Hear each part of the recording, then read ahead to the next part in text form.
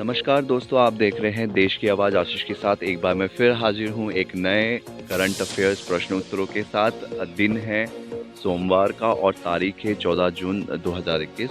तो चलिए बढ़ते हैं पहले प्रश्न की तरफ। निम्न में से किस आईआईटी संस्थान के प्रोफेसर मुकेश शर्मा को डब्ल्यूएचओ यानी कि जीएपीएच टैग का मानद सदस्य नियुक्त किया गया है? इसके ऑप्शन इस प्रकार हैं: IIT Delhi, IIT Mumbai, IIT Bangalore, IIT Kanpur. तो जो इसका सही उत्तर है वो है आईआईटी कानपुर। आईआईटी कानपुर के प्रोफेसर मुकेश शर्मा को हाल ही में विश्व स्वास्थ्य संगठन यानी कि वैश्विक वायु प्रदूषण और स्वास्थ्य तकनीकी सलाहकार समूह जीएपीएच टैग का मानद सदस्य नियुक्त किया गया है। वे 194 सदस्य राज्य में वायु प्रदूषण नियंत्रण के लिए हस्तक्षेप और नीतियों पर डब्ल्यूएचओ सलाहकार समूह का हिस्सा होंगे। बढ़ते हैं अगले प्रश्न की तरफ।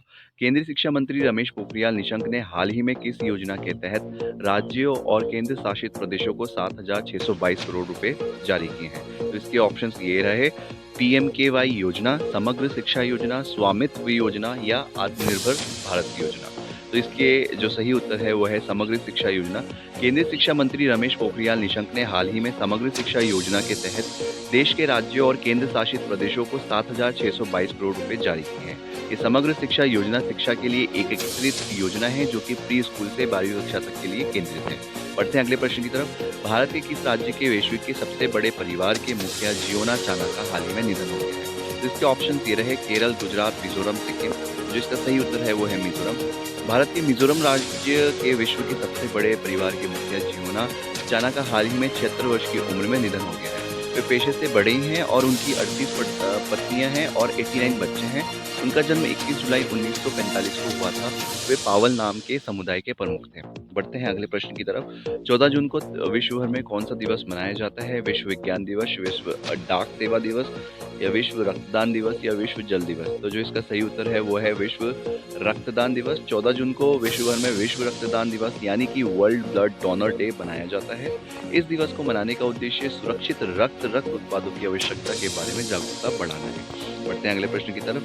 रक्षा मंत्री श्री राजनाथ सिंह ने हाल ही में कितने वर्षों के लिए रक्षा क्षेत्र में नवाचार के लिए 498.8 करोड़ रुपए की बजटीय सहायता को मंजूरी दे दी है? और इसके ऑप्शन इस प्रकार हैं: 2 वर्ष, 3 वर्ष, 4 वर्ष, 5 वर्ष। जो इसका सही उत्तर है वो है 5 वर्ष। रक्षा मंत्री श्री राजनाथ सिंह ने हाल ही में IDXDO के माध्यम से रक्षा क्षेत्र में नवाचार के लिए 498.8 करोड़ रुपए की बजटीय सहायता को मंजूरी दे दी है। इस बजटीय सहायता से आत्मनिर्भर भारत अभियान को बढ़ावा मिलेगा। बढ़ते हैं अगले प्रश्न की तरफ।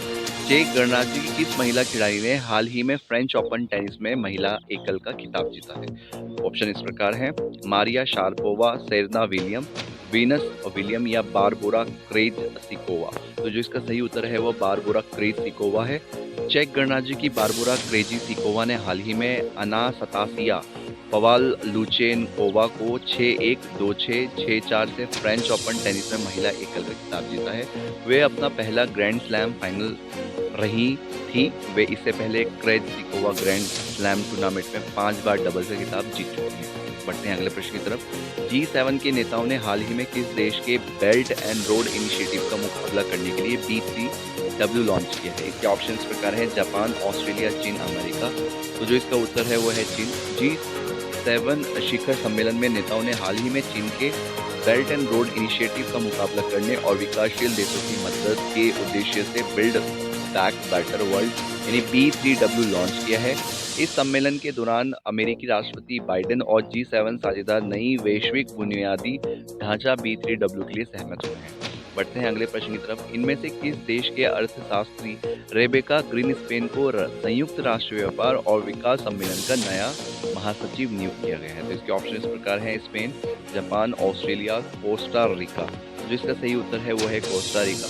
कोस्टा रिका की अर्थशास्त्री रेबेका ग्रीनस्पैन को संयुक्त राष्ट्र व्यापार और विकास सम्मेलन का नया महासचिव नियुक्त किया गया है। इस संयुक्त राष्ट्र व्यापार और विकास सम्मेलन का मुख्यालय जिनेवा में है। वे इसका नेतृत्व संभालने वाली पहली महिला और मध्य अमेरिकी क्षेत्र की पहली व्यक्ति होंगे। तो आज के लिए बस इतना ही।